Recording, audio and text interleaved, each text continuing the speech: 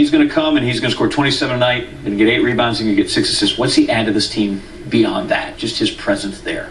Believe it or not, he's the most experienced guy on the roster right now. Now, I think they're going to make a trade and get some older veterans, but he's going into his 12th year. He is going to teach these young kids how to win.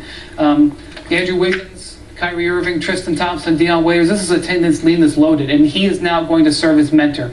One of the things LeBron has really enjoyed doing as he's gotten older is become a mentor, and he's going to go in and do that, and he's going to enjoy it. And I think the pressure to win is going to be off to a certain extent. He won't have to deal with the whole big three again. And now getting a championship for Cleveland will be like getting not 5, not 6, not 7. And I think he decided the number may not be as important as doing it for home. Brian Windhorst, you got more time to stick around because we've got more questions for you. I'm locked in right here. That's what we like to hear. St. Vincent, St. Mary's pride, that's for sure. Thank you very much, Brian. All right, we said they were hopeful in Cleveland for so long. Well, today it is nothing but unmitigated joy. And if you need joy, you need Josina Anderson. Go ahead, let it just wash over us from Cleveland, JoJo. Well, let me tell you, John, joy has continued to spread throughout the streets in Cleveland all day. Fans have been gathering around this live shot throughout the morning and afternoon. I can tell you right now that there is increased police presence around the corner right here and plenty of media crews behind the camera. But if you allow me one moment to kind of recount the scene as the news broke earlier in the day, I was sitting in my live truck when the tweet came across from LeBron James that I am coming back. Right at that moment, I looked out the window. I saw Cavs personnel scampering right across the street to Quicken Loans Arena.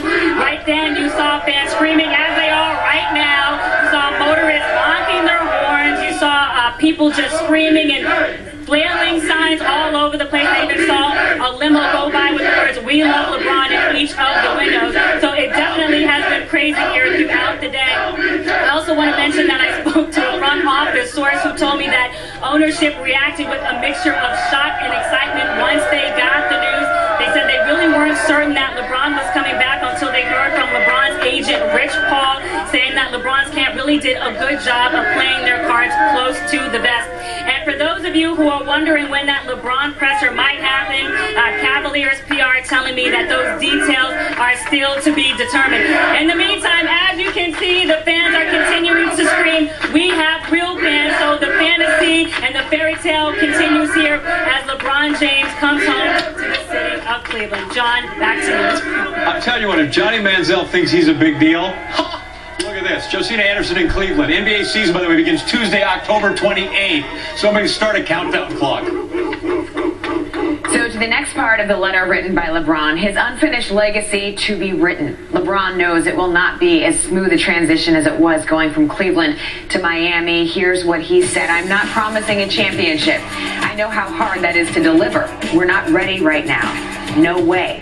Of course, I want to win next year, but I'm realistic.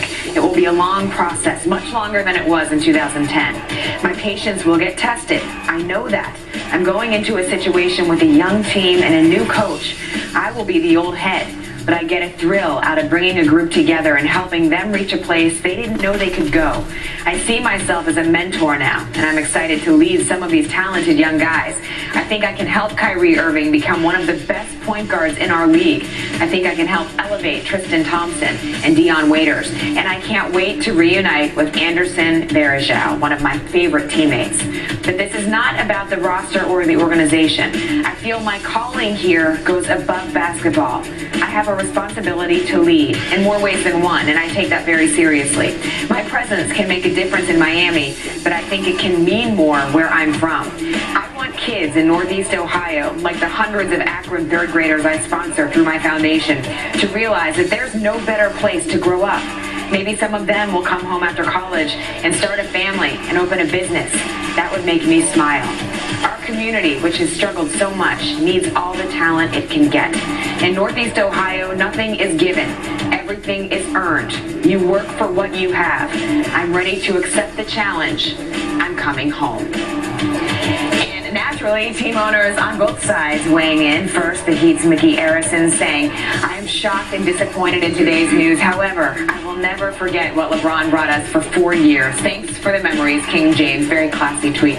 Followed by Cavaliers owner Dan Gilbert. "Welcome home, King James. I am excited for the fans and people of Cleveland and Ohio. No fans and people deserve a winner more than them."